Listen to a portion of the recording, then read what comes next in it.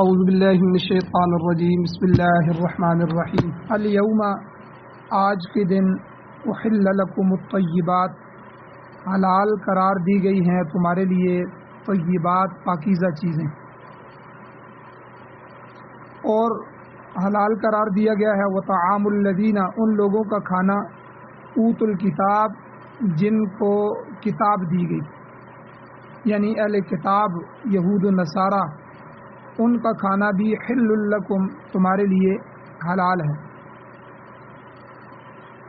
اور اس کے علاوہ وطعامکم تمہارا کھانا حل لہم ان لوگوں کے لیے حلال ہے۔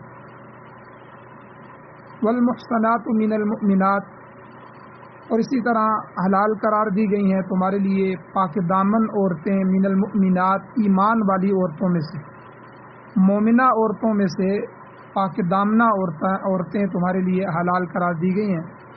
والمحصنات من الذین، اور پاک دامنہ عورتیں ان لوگوں میں سے اوت الکتاب جن کو کتاب دی گئی ہے من قبلکم تم سے پہلے، وہ بھی تمہارے لیے حلال قرار دی گئی ہیں۔ کب؟ اذا جب آتیتموہن اجورہن، جب تم دو ان عورتوں کو ان کا مہر، یعنی مہر دے کے نکاح کر کے تم لاؤ تو تمہارے لیے جائز ہے۔ محسنین، کہ تم قید نکاح میں لانے والے ہو، یعنی ان کو نکاح کے اندر قید کرنے والے ہو، غیر مصافحین، اور نہ صرف مستی نکالنے والے ہو، ولا متخذی اخدان، اور نہ پوشیدہ طور پر دوستی کرنے والے ہو۔ ومن یکفر بالایمان، اور جو شخص کفر کرے گا ایمان کے ساتھ، فقد حبط عملہ، پس بے شک اس کا عمل ضائع ہو گیا، وہو فی الآخرۃ من الخاسرین، اور وہ آخرت میں نقصان اٹھانے والوں میں سے ہوگا۔ سورۃ المائدہ قرآن مجید کی 5ویں سورت ہے اور 6واں سپارہ ہے۔ اس کی آیت نمبر 5 آپ کے سامنے تلاوت ہوئی، آپ نے اس کا ترجمہ سماعت فرمایا۔ سب سے پہلے ربط آیات ہیں کہ اس آیت کا پچھلی آیات کے ساتھ کیا تعلق ہے۔ گزشتہ دروس میں اہل ایمان کے لیے حرام شدہ اشیاء کا ذکر ہوا، جو چیزیں ان پر ناجائز کی گئی ہیں، ممنوع کی گئی ہیں، حرام کی گئی ہیں، ان کا اللہ نے تفصیل کے ساتھ ذکر فرمایا۔ پھر اللہ تعالیٰ نے تکمیل دین کا ذکر فرمایا کہ آج کے دن میں نے دین کو مکمل کر دیا، اور نعمت کا اتمام نعمت کا مژدہ اللہ نے سنایا۔ اور پھر اس کے ساتھ ساتھ اللہ نے اپنی خاص مہربانی کا ذکر بھی فرمایا کہ جس اللہ نے حالت اضطراری میں، انتہائی آخری حالت جس میں کوئی چیز بھی حلال کھانے پینے کے لیے نہ ہو اور انسان اپنی جان بچانے کے لیے مجبور ہو جائے، تو ایسی حالت اضطراری میں، بے چینی اور اضطرار کی حالت میں حرام چیزوں کو بھی بقدر ضرورت استعمال کرنے کی اجازت اللہ تعالیٰ نے مرحمت فرمائی۔ اور پھر اس کے بعد ایک مسئلہ رہ گیا تھا شکار کے متعلق حلال اور حرام کا، تو اللہ تعالیٰ نے پاکیزہ چیزوں کی حلت کا، حلال ہونے کا حکم بھی دیا، اور شکار سے متعلق جو سوالات تھے ان کا جواب بھی اللہ نے دیا، اور ساتھ اللہ نے واضح کیا کہ مقررہ شرائط کے تحت کیا گیا جو شکار ہے یہ تمہارے لیے حلال ہوگا، یہ فلاں فلاں شرائط ہیں، ان شرائط کے ساتھ شکار کرو۔ اب آج کے درس میں اس بات کا ذکر ہے کہ اللہ تعالیٰ نے بطور ضابطہ، بطور اصول اور قانون کے ارشاد فرمایا ہے کہ الیوم احل لکم الطیبات، آج تم پر پاکیزہ چیزیں حلال قرار دی گئیں۔ اب الیوم سے مراد کیا ہے؟ کہ الیوم سے مراد نزول آیت کا دن اور اس کے ماہ بعد کا زمانہ ہے۔ جس دن یہ آیت نازل ہوئی ہے اس دن سے اللہ تعالیٰ نے پاکیزہ چیزوں کو حلال کر دیا ہے، اور اس کے ماہ بعد جو زمانہ رہے گا قیامت تک تو یہ چیزیں حلال رہیں گی۔ گزشتہ درس میں آپ نے سنا کہ لوگوں نے صحابہ نے سوال کیا تھا ماذا احل لہم، کہ ان کے لیے کون کون سی چیزیں حلال ہیں. تو قل احل لکم الطیبات، اللہ نے فرمایا آپ کہہ دیجئے کہ تمہارے لیے پاکیزہ اشیاء حلال ہیں، اور اسی طرح مقررہ شرائط کے ساتھ کیا گیا شکار بھی حلال ہے. یہ تو پچھلے درس کے اندر اس کی تفصیل گزر چکی ہے، تو اس درس میں بھی اسی چیز کو دہرایا گیا ہے کہ سب پاکیزہ چیزیں حلال ہیں، جتنی بھی پاکیزہ اشیاء ہیں وہ حلال ہیں. البتہ حرام وہ چیزیں ہیں کہ جن میں کوئی نہ کوئی ظاہری خباثت پائی جاتی ہے یا باطنی خباثت پائی جاتی ہے. البتہ جو حلت ہے حلال ہونا، اس کا دائرہ بہت وسیع ہے. محرمات کو چھوڑ کر جو چیزیں حرام قرار دی گئی ہیں ان کو چھوڑ کر باقی سب پاک چیزیں حلال قرار دے دی گئی. طیبات میں دو قسم کی چیزیں شامل ہیں، کل بھی اس کا تذکرہ ہوا تھا. ایک قسم تو ان طیبات میں وہ چیزیں ہیں کہ جنہیں اللہ تعالیٰ نے محرمات کے مقابلے میں، حرام چیزوں کے مقابلے میں صراحتاً وضاحتاً حلال فرمایا ہے. اور دوسری قسم کی طیبات پاکیزہ چیزیں، ان میں وہ اشیاء ہیں جن میں کسی قسم کی خباثت یا نجاست موجود نہ ہو. سورہ بقرہ میں آپ دیکھیں کہ حلال اور طیب دونوں الفاظ اکٹھے استعمال ہوئے. اللہ فرماتے ہیں کلو مما فی الارض، کھاؤ اس میں سے جو بھی زمین میں ہے، حلالاً طیبہ، جو حلال بھی ہے اور طیب بھی ہے، پاکیزہ. حلال اور پاکیزہ چیزیں زمین میں سے کھاؤ.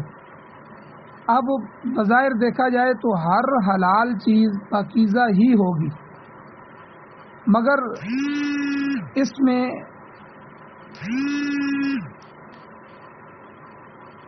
مگر آپ دیکھیں گے تو ان دونوں میں فرق ہوگا. حلال اور طیب میں باریک سا ایک درجے کا فرق ہے. مثلا بعض چیزوں کو اللہ تعالیٰ نے حلال قرار دیا ہے مگر وہ اپنی اندرونی خباثت کی وجہ سے ایک مسلمان کے لیے جائز نہیں ہوتی. جیسے مثلا ایک شخص نے ایک بکری کو شرعی طریقے سے ذبح کیا، شریعت نے جس طرح اجازت دی حلال طریقے سے ذبح کیا ہے. اب اس کے لیے تو یہ قطعاً حلال ہے کیونکہ اس نے ذبح کیا ہے، اس کے لیے اس کی بکری تھی اور حلال تھی. مگر جو شخص وہی گوشت چوری کر کے لے جائے، اس نے بکری کو ذبح کیا، گوشت بنایا، اور ایک بندہ آیا اور اس نے وہ گوشت چوری کر لیا. اب اس چور کے لیے وہ طیب چیز بھی حلال نہیں رہے گی، حرام ہو جائے گی. اس چور کے لیے چوری کی وجہ سے کہ اس نے اس کو چوری کیا، کیونکہ اس میں غیر کا حق غصب کیا گیا ہے، ایک غیر کے حق پر ڈاکہ ڈالا گیا. تو اس ارتکاب سرقہ کی وجہ سے، چوری کے ارتکاب کی وجہ سے اس میں باطنی خباثت پیدا ہو گئی ہے، لہذا یہ طیب چیز بھی حرام ہوگی. اسی پر آپ قیاس کرتے ہوئے ناجائز طریقے سے حاصل کی گئی ہر قسم کی چیز جو ہے وہ حرام ہوگی، اگرچہ وہ اپنی ذات کے اعتبار سے حلال ہے لیکن ناجائز طریقے سے حاصل کرنے کی وجہ سے وہ حرام ہو جائے گی.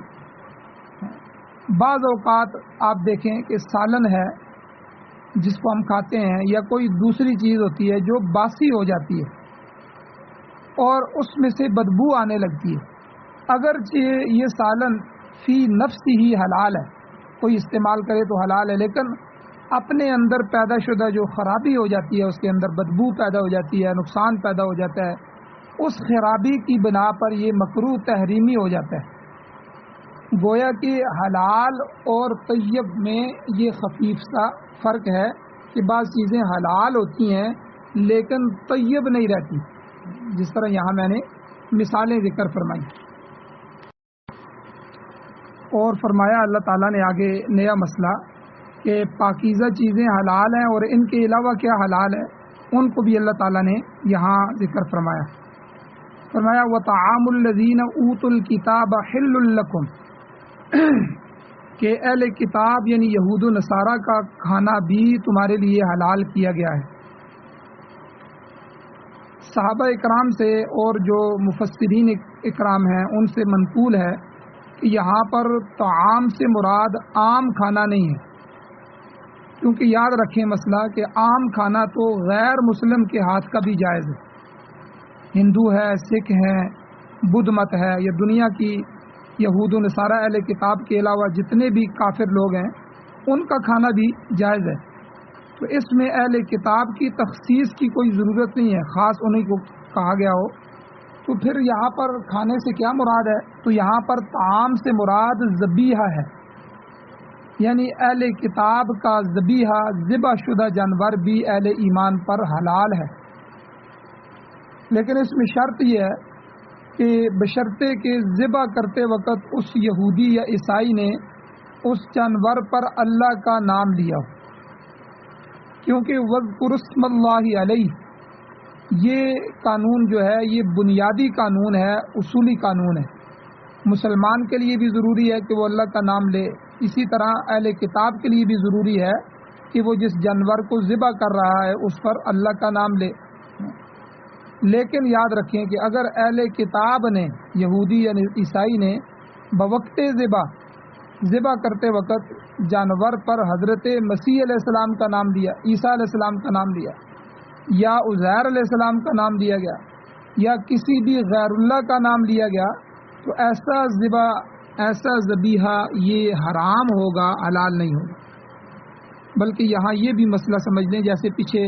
وضاحت کے ساتھ گزرا ہے کہ ایمان والا بھی اگر غیر اللہ کے نام پر ذبح کرے گا، کسی نبی، کسی ولی، کسی پیر، کسی درگاہ اور کسی جو ہے شخصیت کے بارے میں اللہ کے غیر کے لیے اس کا نام لے کے ذبح کرے گا، تو مومن اور ایمان والے کا، کلمہ پڑھنے والے کا ذبیحہ بھی حرام ہو جائے گا۔ اس لیے یہ شرط اصولی شرط ہے، یہ بطور قانون کے ہے کہ اللہ نے فرمایا وَاذْكُرُوا اسْمَ اللَّهِ عَلَيْهِ کہ آپ جو ذبح کر رہے ہو تو اس پر اللہ کا نام بھی لو۔ لیکن یہ بات بھی یاد رکھیں کہ ابھی تقریباً دنیا میں جتنے بھی یہودی اور عیسائی ہیں ان میں سے کوئی بھی اہل کتاب نہیں ہے، اپنی کتاب کے ساتھ متفق نہیں، یعنی اصلی یہودی یا عیسائی باقی نہیں رہے، تقریباً سب کے سب بے دین قسم کے ہو گئے ہیں، دیریے بن گئے ہیں، جو سائنس کو خدا مانتے ہیں، نیچر کو، قدرت کو، فطرت کو خدا مانتے ہیں، لبرل قسم کے لوگ پیدا ہو گئے ہیں اور مذہب سے بیزار ہو چکے ہیں۔ تو آج کے اہل کتاب کے بارے میں یہ نہیں کہا جا سکتا، اس لیے علماء منع فرماتے ہیں کہ آج کے اہل کتاب کے بارے میں کہ ان کے ذبیحے کو استعمال نہ کیا جائے۔ اور اسی طرح یاد رکھیں کہ اہل کتاب ہی سے متعلق ایک شرط اور بھی ہے، وہ مزید شرط یہ ہے کہ ذبح کرنے والا شخص یا تو نسلی طور پر یہودی یا عیسائی ہو، یعنی وہ شروع سے ہی نسل سے ہی یہودی یا عیسائی چلا آ رہا ہو، یہ اہل کتاب ہے، یا وہ اسلام کے علاوہ کسی دوسرے مذہب کو چھوڑ کر، مثلا ہندو تھا پہلے پھر عیسائی یا یہودی ہو گیا، یا سکھ تھا پھر عیسائی یا یہودی ہو گیا، کسی دوسرے مذہب کو چھوڑ کے وہ عیسائی یا یہودی بنا ہوا ہو، وہ بھی اہل کتاب ہے۔ البتہ اگر ذبح کرنے والا شخص اسلام کو چھوڑ کر، اسلام کو ترک کر کے یہودی یا عیسائی بنا ہے تو وہ مرتد شمار ہوگا۔ یاد رکھیں کہ دین کو چھوڑنے والا، اسلام کو چھوڑنے والا وہ مرتد ہوگا، اور مرتد کا ذبیحہ حلال نہیں ہو سکتا۔ یہ الگ مسئلہ ہے کہ مرتد اگر کسی ذبح کو، کسی جانور کو ذبح کرے تو یہ ذبیحہ حلال نہیں۔ شیخ الاسلام حضرت مولانا شبیر احمد عثمانی رحمۃ اللہ علیہ نے بھی اس آیت میں طعام سے مراد ذبیحہ لیا ہے، کہ طعام سے مراد عام کھانا نہیں ہے، ذبیحہ ہے، لیکن انہوں نے بھی شرط لگائی ہے کہ شرط یہ ہے کہ وہ کسی مرتد شدہ کتابی کا ذبیحہ نہ ہو،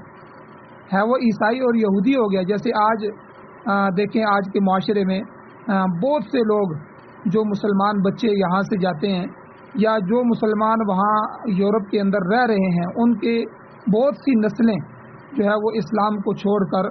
یہودی اور عیسائی ہو رہی ہیں، یا کوئی جو ہے وہ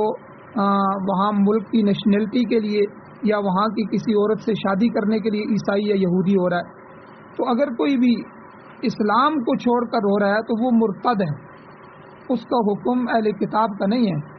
تو وہ مرتد ہے، اور مرتد شدہ کتابی کا ذبیحہ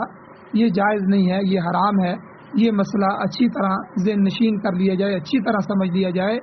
کہ پھر میں اس کو سمجھاتا ہوں کہ اہل کتاب سے مراد یا تو وہ ہیں جو نسلی طور پر یہودی اور عیسائی ہیں،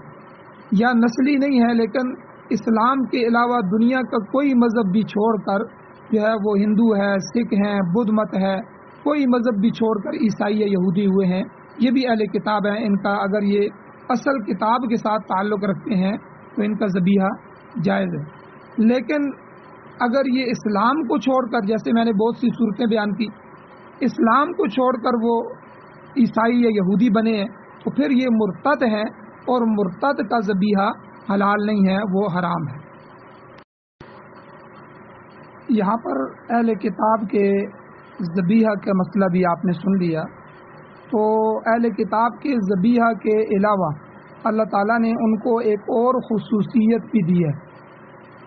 کہ ان کی عورتوں سے اہل ایمان کا نکاح بھی حلال قرار دیا۔ چنانچہ آیت کے اگلے حصے میں ارشاد ہوتا ہے، اللہ تعالیٰ فرماتے ہیں والمحصنات من الذین اوتوا الکتاب من قبلکم، کہ ان لوگوں کی پاک دامن عورتیں بھی تم پر حلال ہیں جنہیں تم سے پہلے کتاب دی گئی۔ اہل کتاب میں یاد رکھیں یہود اور نصارہ، یہودی اور عیسائی دونوں گروہ شامل ہیں۔ البتہ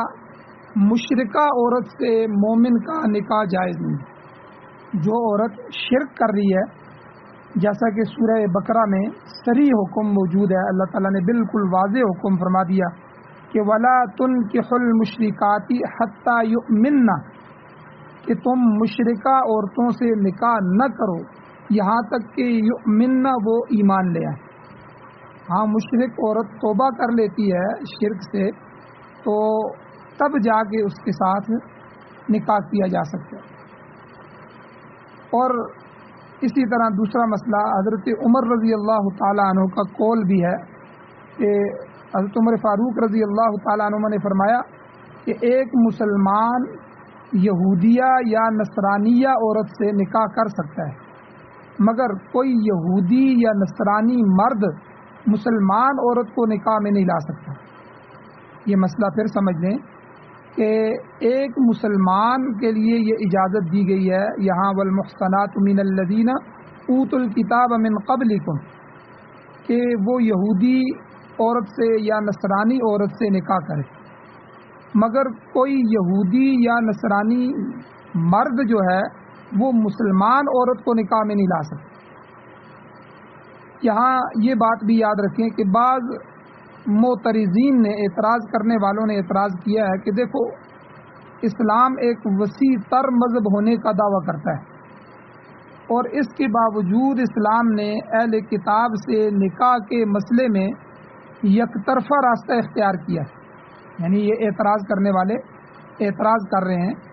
کہ اگر مومن آدمی، مسلمان آدمی، ایمان والا کتابیہ عورت سے نکاح کر سکتا ہے، یہودی یا عیسائی عورت سے نکاح کر سکتا ہے، تو کتابی آدمی جو ہے یہودی اور عیسائی مرد، اس کو بھی مومنہ عورت سے نکاح کی اجازت ہونی چاہیے۔ تو اسلام یک طرفہ راستہ اختیار کر رہا ہے۔ تو اس کا جواب علماء نے دیا ہے۔ تو اسی ضمن میں ایک یہودی کا واقعہ آپ کو سناتا ہوں کہ ایک جرمن یہودی تھا لیوپولڈ، تو اس نے اپنی زندگی کا ایک واقعہ لکھا۔ اللہ تعالیٰ نے اسے دولت ایمان نصیب فرمائی اور اس کا نام محمد اسد رکھا گیا۔ بڑا پکا مسلمان تھا اور بہت بڑا مصنف بھی تھا۔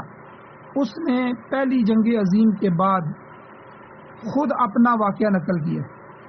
کہتا ہے وہ فلسطین اور شام کے علاقے میں ریل پر سفر کر رہا تھا، ریل پر کہیں جا رہا تھا، تو دوران سفر اس کا ایک ہم سفر تھا، وہ مسلمان تھا، بدو تھا، دیہاتی بدو مسلمان آدمی اس کا ہم سفر ہو گیا۔ تو مسلمان نے کھانا خرید کر لایا، تو اس یہودی کو بھی اس کو بھی کھانے کی دعوت دے دی، تفضل یا شیخ، آ جائیں بھائی آپ بھی کھانا کھا لو۔ تو وہ لیوپولڈ جو جرمن یہودی تھا وہ اپنا واقعہ بیان کرتا ہے، وہ کہتا ہے جس کا نام محمد اسد رکھا گیا کہ میں نے کھانے میں شریک ہونے سے ہچکچاہٹ ظاہر کی، تھوڑا سا پیچھے ہٹا، مگر اس نے کہا کہ بھائی تم بھی میری طرح مسافر ہو، انسان ہو، کھانے میں کیا حرج ہے، کھا لو۔ تو اہل کتاب کا کھانا ہمارے لیے جائز ہے اور ہمارا کھانا اہل کتاب کے لیے جائز ہے، کوئی مسئلہ نہیں ہے۔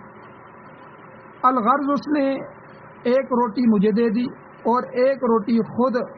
اپنے پاس رکھ لی اور ہم نے کھانا شروع کر دیا۔ تو وہ محمد اسد جو ہے وہ کہتا ہے کہ پہلے تو میں اس بدو مسلمان کی سادہ معاشرت سے بڑا متاثر ہوا کہ دیکھو کتنی سادگی ہے، اور پھر اس میں اس کے اندر جو بے تکلفی تھی، اس بے تکلفی نے مجھے متاثر کر دی۔ کہتے ہیں میں نے دوران گفتگو جب بے تکلف ہو گئے تو میں نے اس سے سوال جواب کیے، تو دوران گفتگو میں نے اس سے یہی سوال کیا جو آج کا اس درس میں ابھی معترضین اعتراض کرتے ہیں۔ میں نے یہی اعتراض کیا کہ دیکھو جب ایک مسلمان کتابی عورت سے شادی کر سکتا ہے، کتابی مراد یعنی اہل کتاب عورت جو عیسائی ہے یا یہودی ہے اس سے شادی کر سکتا ہے، تو کتابی مرد کو بھی اجازت ہونی چاہیے، یہودی یا عیسائی مرد بھی کسی مسلمان عورت سے نکاح کر لے، اس کی اجازت اسلام میں کیوں نہیں؟ یہ تو یک طرفہ معاملہ ہے۔ کہتے ہیں کہ وہ دیہاتی آدمی اسلام کا گہرا شعور رکھتا تھا، اس نے جواب دیا، کہنے لگا کہ سنو، اس کی وجہ یہ ہے کہ اہل اسلام جو ہیں مسلمان، وہ اللہ کے تمام نبیوں کا حیا کرتے ہیں، تمام نبیوں کی عزت اور تکریم کرتے ہیں، حتیٰ کہ حضرت موسیٰ علیہ السلام کی بھی، حضرت عیسیٰ علیہ السلام پر بھی اسی طرح ایمان رکھتے ہیں جس طرح وہ نبی آخر الزمان حضرت محمد مصطفیٰ صلی اللہ علیہ وسلم پر ایمان رکھتے ہیں۔ تو مسلمانوں کے مذہب میں، اسلام کے اندر سابقہ انبیاء علیہ الصلاۃ والسلام جتنے بھی ہیں، حضرت آدم علیہ الصلاۃ والسلام سے لے کر حضور نبی کریم صلی اللہ علیہ وسلم تک، ان تمام نبیوں کی تعظیم اور تکریم کرنا فرض ہے اسلام میں۔ کسی ایک نبی کی، چاہے وہ حضرت موسیٰ علیہ السلام یہودیوں کے بنی اسرائیل کے نبی کیوں نہ ہو، حضرت عیسیٰ علیہ السلام عیسائیوں کے نبی کیوں نہ ہو، تو ان کی ادنا سی توہین کرنا بھی اسلام کے اندر کفر ہے۔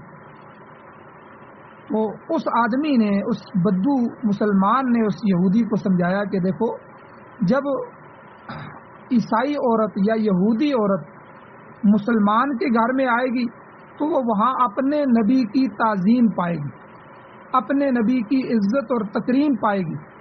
تو اسے کسی قسم کی ذہنی کوفت نہیں ہوگی، ذہنی تکلیف نہیں ہوگی، نفسیاتی دباؤ نہیں ہوگا اس پر۔ لیکن اس کے خلاف اگر یہودی جو نہ حضرت عیسیٰ علیہ السلام کو مانتے ہیں اور نہ حضرت محمد صلی اللہ علیہ وسلم کو مانتے ہیں بلکہ توہین کرتے ہیں، اسی طرح عیسائی نبی آخر الزمان پر ایمان نہیں رکھتے، تو لہذا جب مسلمان عورت اگر کسی یہودی کے گھر میں چلی جائے یا عیسائی مرد کے گھر میں چلی جائے گی تو وہ ہر وقت ذہنی کوفت میں مبتلا رہے گی، نفسیاتی طور پر پریشان رہے گی کہ میں کدھر آ گئی ہوں، چونکہ اس کے سامنے حضور نبی کریم صلی اللہ علیہ وسلم کی تعظیم نہیں کی جائے گی بلکہ اس کی بجائے توہین کی جائے گی۔ چنانچہ جیسے آپ دیکھ رہے ہیں آج کل فرانس میں، یورپ میں حضور علیہ السلام کے نعوذ باللہ کارٹون شائع کی جاتے ہیں، حضور علیہ السلام کی توہین کی جا رہی ہے، اور جو ہے وہ کتابوں کو جلایا جا رہا ہے، قرآن مجید کو جلایا جا رہا ہے، اور یہ توہین دن بدن آپ دیکھتے رہتے ہیں۔ تو اس لیے اگر کوئی عیسائی یا یہودی کے گھر میں مسلمان عورت چلی گئی تو وہ یہ سب کچھ برداشت نہیں کر سکے، تو لہٰذا مسلمان عورت کے لیے کتابی مرد کے ساتھ نکاح جائز نہیں قرار دیا جائے۔ اب دیکھیں کتنی زبردست بات کی ہے اس دیہاتی نے، اس کو سمجھا دیا۔ یہاں اب ایک اور مسئلہ سمجھ لیں کہ موجودہ زمانے کے جو اہل کتاب ہیں، نصارہ اور یہودی،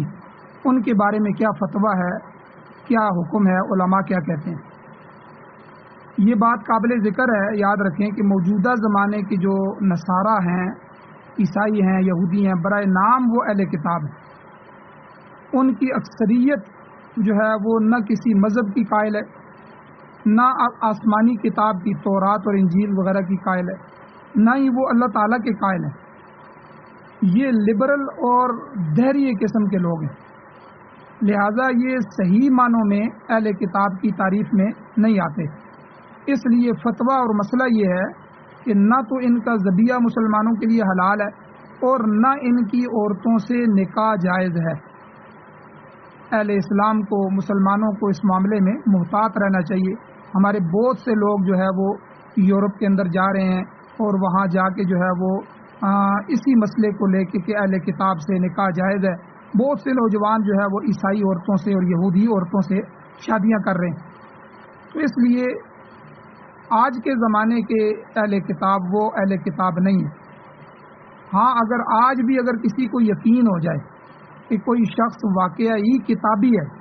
اس کا تورات یا انجیل پر ایمان ہے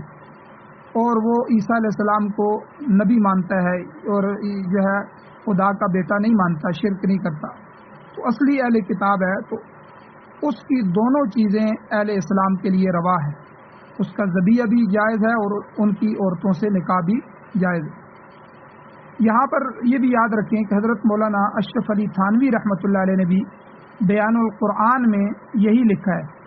حضرت نے بھی فرمایا کہ موجودہ زمانے کے جو نصارہ ہیں ان کا کچھ اعتبار نہیں، کیونکہ یہ اہل کتاب نہیں ہیں بلکہ اکثر ملحد ہیں۔ جس طرح میں نے کہا کہ انہوں نے سائنس کو اور عقل کو خدا بنا لیا ہے کہ جو چیز عقل میں آ رہی ہے اس کو ہم مانیں گے، جو عقل میں نہیں آ رہی اس کو نہیں مانیں گے۔ سائنس ان کا خدا ہے، سائنس سے ثابت کرو۔ تو اس لیے یہ اکثر جو ہے وہ ملحد ہے۔ بلکہ حضرت مولانا شیخ الہند رحمۃ اللہ علیہ نے سورہ بقرہ کی تفسیر میں یہی بات لکھی ہے کہ جب وہ مالٹا میں انگریزوں کے قیدی تھے، وہاں اسیر تھے مالٹا کی جیل میں، جزیرے میں، تو انہوں نے عیسائیوں کا ذبیحہ کھانے سے انکار کر دیا تھا کہ میں تمہارا ذبح شدہ جانور نہیں کھاؤں گا، بلکہ حضرت شیخ الہند رحمۃ اللہ علیہ نے جو اسیر مالٹا تھے انہوں نے زندہ جانور کا انگریز سے مطالبہ کیا، ہمیں زندہ جانور دو، ہم خود اس کو ذبح کریں گے اور پھر خود پکائیں گے، خود کھائیں گے۔ 5-6 مہینے تک یہ معاملہ لٹکتا رہا، انگریز نے نہیں مانا، آخر برطانوی حکومت کو آپ کا مطالبہ تسلیم کرنا پڑا۔ تو مقصد یہ ہے کہ آپ نے عملی طور پر ثابت کر دیا کہ ان عیسائیوں کا ذبیحہ مسلمانوں کے لیے حلال نہیں ہے۔ تو یہاں یہ بات یاد رکھیں کہ یہ تو عیسائی ہیں، بلکہ مسلمانوں میں سے بھی جو 2 فرقے ہیں، ایک جو شیعہ ہیں روافض ان کا اور دوسرا قادیانی مرزئی، ان کے ساتھ تو نکاح بالکل جائز نہیں، یہ مرتد اور زندیق کے حکم میں، ان کا حکم عام کافروں کا حکم نہیں۔ اور ان کے علاوہ دوسرے جو مسلمان ہیں ان میں سے اگر کوئی عورت واضح طور پر شرک کے اندر مبتلا ہے، واضح طور پر اللہ کے غیر کی عبادت کر رہی ہے، اللہ کے غیر کو نظر نیاز پیش کر رہے ہیں اور بدعات اور رسومات میں پڑی ہوئی ہیں، تو ان کے ساتھ بھی نکاح جائز نہیں ہے، ان سے بھی جو ہے پرہیز کی جائے، ان سے بھی احتیاط کی جائے۔ تو بہرحال یہاں یہ مسئلہ آج بھی حل ہو گیا کہ یہ جو قرآن مجید کی آیات آج پڑھی گئی ہیں ان میں اہل کتاب کی عورتوں سے اور ان کے ذبیحہ کھانا اور ان کی عورتوں سے نکاح کرنا، یہ 2 مسئلے جائز رکھے گئے ہیں، لیکن ساتھ ہی میں نے آپ کو فتویٰ بھی بتا دیا اور حضرت تھانوی رحمۃ اللہ علیہ کا قول بھی اور حضرت شیخ الہند رحمۃ اللہ علیہ کا انگریز کے اسیر ہونے کے زمانے میں جو ہے ان کے جانوروں کا بائیکاٹ کرنا، ان کے ذبیحے کا بائیکاٹ کرنا، یہ عملی فتویٰ بھی بتا دیا ہے کہ آج کا جو اہل کتاب ہے وہ اصل اہل کتاب نہیں ہے بلکہ وہ ملحد اور زندیق ہے، دہریے ہو گئے ہیں۔ تو اس لیے آج کے اہل کتاب کے ساتھ یہ حکم نہیں ہے۔ اللہ تعالیٰ سے دعا ہے اللہ تعالیٰ ہمیں عمل کی توفیق عطا فرمائے، قرآن مجید کو پڑھنے پڑھانے سننے سنانے کی توفیق عطا فرمائے۔ اللہ تعالیٰ ہماری نسلوں میں جو ہے قرآن کے فیض کو جاری فرمائے اور اللہ ہمارے جو ہے تمام حاجتوں کو غیب کے خزانوں سے پورا فرمائے۔ اللہ تعالیٰ جو ہے ہماری نسلوں کو قرآن کے شعور سے اللہ تعالیٰ قرآن کا شعور ان میں بیدار فرمائے۔ آخر دعوانا الحمد للہ رب العالمین۔